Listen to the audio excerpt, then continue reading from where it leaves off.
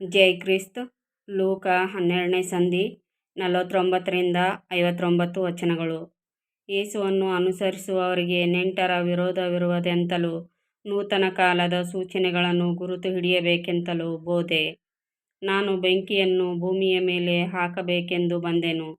ಅದು ಇಷ್ಟರೊಳಗೆ ಹತ್ತಿಕೊಂಡಿದ್ದರೆ ನನಗೆ ಎಷ್ಟೋ ಸಂತೋಷ.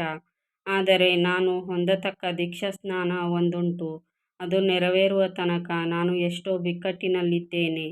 ಭೂಲೋಕದಲ್ಲಿ ಸಮಾಧಾನವನ್ನುಂಟು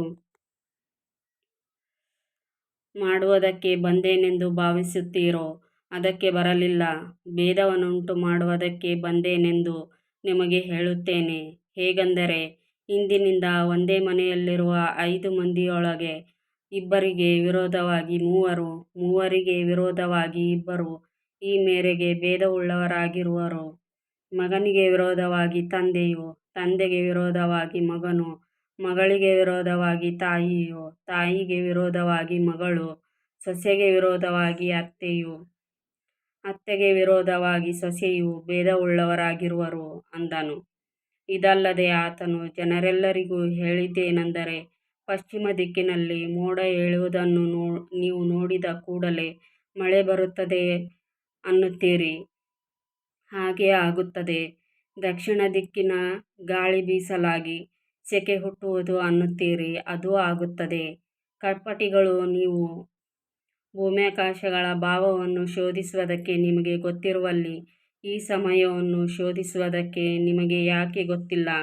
ಇದಲ್ಲದೆ ಇಂಥಿಂಥದ್ದು ನ್ಯಾಯವಾದದ್ದೆಂದು ನೀವೇ ಯಾಕೆ ತೀರ್ಮಾನ ಮಾಡಿಕೊಳ್ಳುವುದಿಲ್ಲ?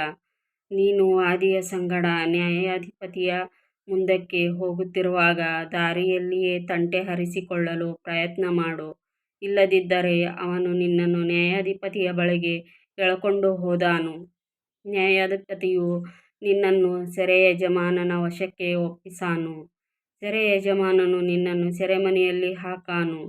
ನೀನು 1 ಕಾಸನ್ನಾದರೂ ನಿಲ್ಲಿಸಿಕೊಳ್ಳದೆ ಎಲ್ಲ ಸಲ್ಲಿಸುವ ತನಕ ಅಲ್ಲಿಂದ ಬರುವುದೇ ಇಲ್ಲವೆಂದು ನಿನಗೆ ಹೇಳುತ್ತೇನೆ ಅಂದನು. ಆಮೆನ್.